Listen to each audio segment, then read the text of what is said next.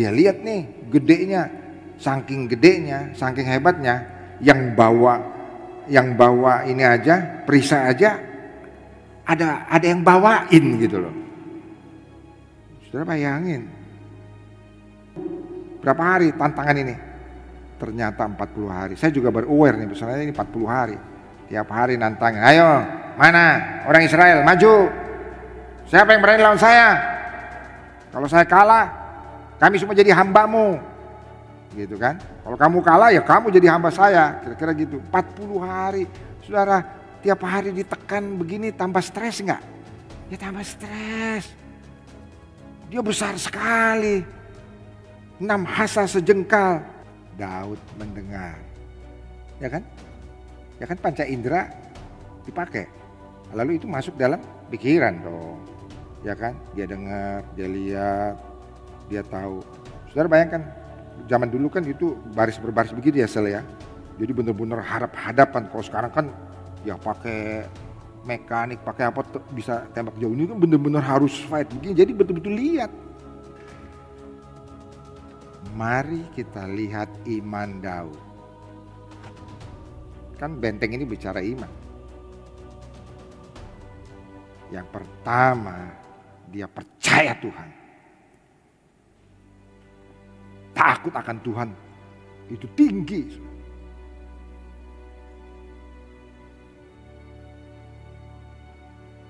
Dan yang kedua, dia betul-betul bangga dengan Tuhannya. Bangga dengan Tuhannya. Dia tahu Tuhannya itu begitu hebat.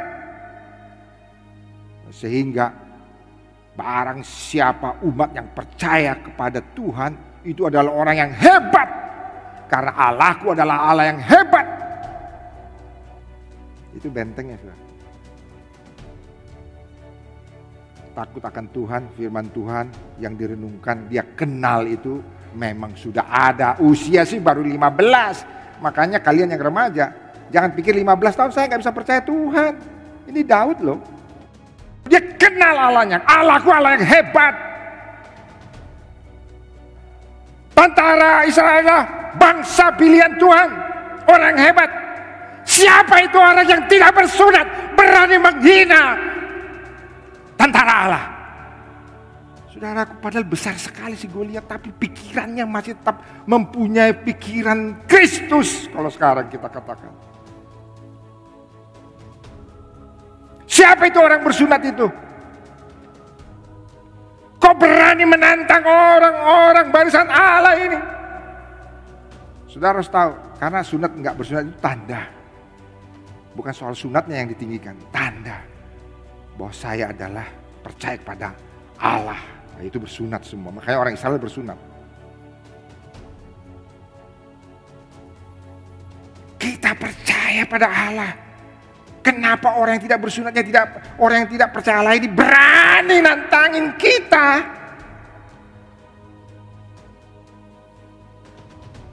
Umur berapa? Umur berapa Herman? 15. Saya kagum melihat. Tapi inilah iman. Abangnya dukung nggak? Wah, nggak mendukung. Malah dia kesel. Anak kecil ini ngapain sih? Bukan hanya marah, malah menghina. Menurut saya, belum tentu saya benar. Pasti kambing dombanya lebih dari 2-3 ekor. Karena dia kan meninggalkannya diserahkan kepada bujangnya. Saya yakin enggak 2-3 ekor. Pasti lebih. Tapi abangnya menghinanya benar-benar. Kamu cuman gembala domba yang cuma 2-3 orang. Sama siapa kau tinggalin tuh 2-3 ekor itu? Ngapain kau kesini? Aku tahu kau orangnya sok-sok berani kau.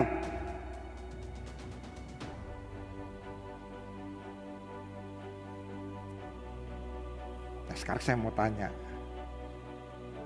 Kalau si Daud emosi gara-gara digituin, berani jadi perang gak? Hah? Kalau dia baper,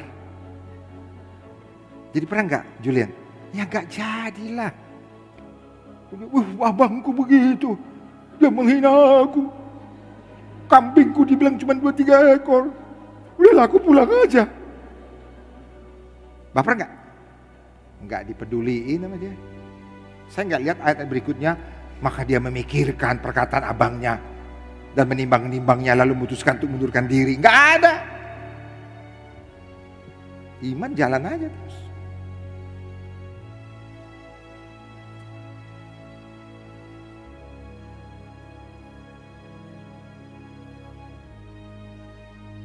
Ini sudah mulai ke yang benteng ketiga. Kebiasaan yang baik. Artinya ini loh. Kebiasaan baik di sini saya tulis gini. Firman Tuhan. Karena saya takut Tuhan. Lalu firman Tuhan saya renungkan tiap hari. Makanya sudah disuruh merenung tiap hari itu. Ya, kalau itu mentalnya nggak asal setor. Ya, maka engkau akan dapatkan perenungan. Sehingga kau kenal Tuhan. Ingat ya, kenal Tuhan. Kenal Tuhan. Dan kenal Tuhan, lalu kemudian karena kenal Tuhan, maka ada satu challenge atau tantangan atau kesempatan yang Tuhan berikan tiap hari, maka engkau akan lakukan hal yang baik. Karena sesuai dengan firman Tuhan. Oke? Karena firman Tuhan bilang, misalnya kita harus baik kepada sesama, harus mengasihi sesama, ya kemudian kita kerjakan. Firman Tuhan bilang, janganlah kita emosi karena hanya cuma disindir seperti itu. Kira-kira walaupun gak tepat seperti itu. Lalu kita juga tetap tenang, rendah hati. Akhirnya kita praktekkan. Jadi kita biasa berbuat baik. Biasa melakukan berbuat baik sesuai firman Tuhan ya. Biasa berbuat baik sesuai firman Tuhan. Jadi ini pun saya yakin ada pada Daud. Sehingga waktu dia diejek, dihina sama abangnya. Ngapain kau kesini? Kemana tuh? Urus tuh kambing dombamu yang 2-3 ekor. Sama siapa kau tinggalin? Dia nggak tersinggung. Kenapa? Karena dia biasa. Memang mempunyai hati yang positif gitu loh. Dia nggak selfish, baper ke dirinya sendiri gitu loh. Dia nggak. Dia jadi udah dihina sama abangnya, dia diam aja. Ya kan? Jawab Daud apa? Enggak kok, aku cuma nanya doang. Nanya aja masa gak boleh sih. Jadi gitu kan. Ada orang emosi. Mau ngapain kau? Aku nanya doang. Kenapa sih bang? Kayak gitu. Ya kan abangnya juga tapi gak bisa ngapa-ngapain. Kok begini jawabannya gitu loh. Ya kan aku cuma nanya doang. Lalu kemudian dibilang apa di sini? Ya dia tetap gak putus asa. Dia tanya lagi yang lain ya kan. Gitu kan. Dia tersinggung gak? Enggak. Baper gak? Enggak. Down gak? Enggak. Kehidupannya bersama Tuhan. Kehidupannya bersama Tuhan.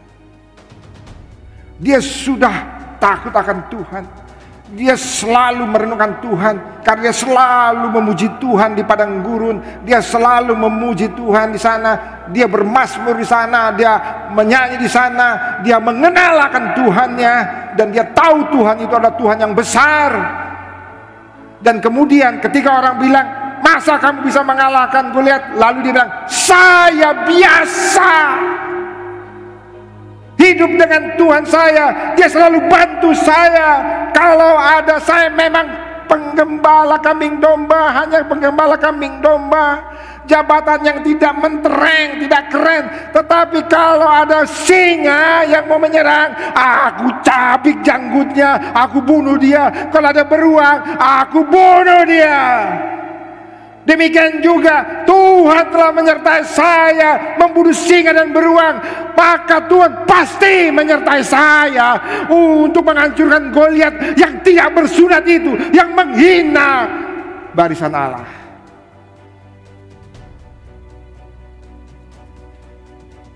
Saudara, kebiasaan hidup bersama dengan Allah. Karena itu penting sekali hidup bersama firman, saudaraku. Penting sekali sehingga kau punya keyakinan. Penting sekali. Penting sekali. Pasti saudara pernah punya satu kehidupan, mungkin ya. Pasti, maksud saya, pasti ada. Wah, dalam hal ini Tuhan menolong saya terus. Pasti kali ini dia akan tolong saya lagi. Tapi kalau ini nggak ada saudara, nggak ada hidup bersama Tuhan, sibuk berbuat dosa terus, memang nggak ada pengalaman dengan Tuhan, itu membuat kita jadi peng. Begitu pikiran jahat datang, peng, langsung berdosa. Nggak ada yang tahan.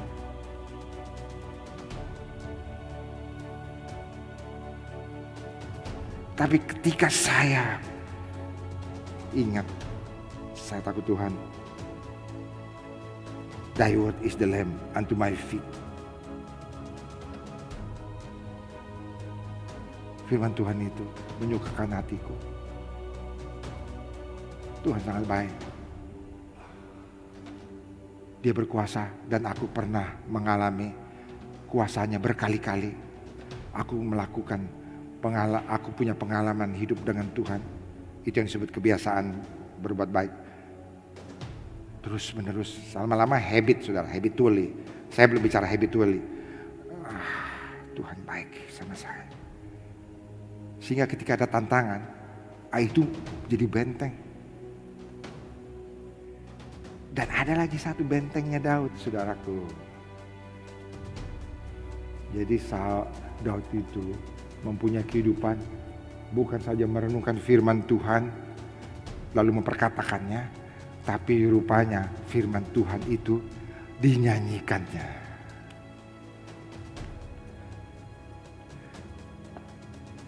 Sekarang umurnya kan masih 15-16.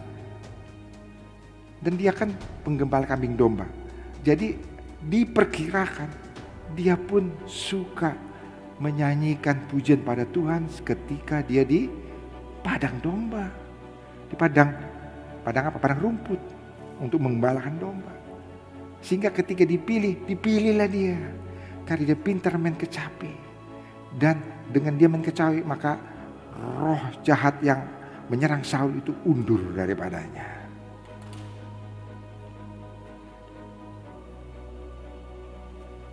Nah itulah kehidupan Daud. Makanya penting sekali kita juga selalu bisa memuji Tuhan, menyembah Tuhan. Saudara perhatikan, Mazmur Daud itu kan berisi doa dan penyembahan pada Tuhan, ya. Sehingga pastilah kehidupan dia itu adalah kehidupan yang selalu mensyukuri Tuhan. Kalau saudara lihat pemazmur Daud, ketika dia dalam mara bahaya, dia akan berbicara tentang Engkau Allah yang Maha Besar. Kan dalam tekanan dia menciptakan mazmur itu. Bukan dalam keadaan kondisi baik. Ketika dia dikejar-kejar Saul, dia bisa bermazmur. Berarti kehidupannya, saudara, memuji Tuhan. Dan memuji Tuhan bukan asal memuji Tuhan, asal lagu, saudara. Tapi adalah lagu pengagungan kepada Tuhan. Doa kepada Tuhan. Saudaraku, sehingga saya mau katakan, ini di luar konteks ya, di luar konteks. Enggak harus begitu. Sehingga saudara harus tahu, Mazmur dari Daud itu bukan saja doa yang dinaikkan Daud pada saat itu, bukan hanya penyembahan pada Tuhan pada saat itu, tetapi menjadi profetik dan menjadi nubuatan. Saudara kalau baca Mazmur 22, maka saudara akan lihat bahwa mereka akan membagi jubahku, membagi-bagi pakaianku dan sebagainya. Itu berbicara tentang penyalipan Yesus Kristus.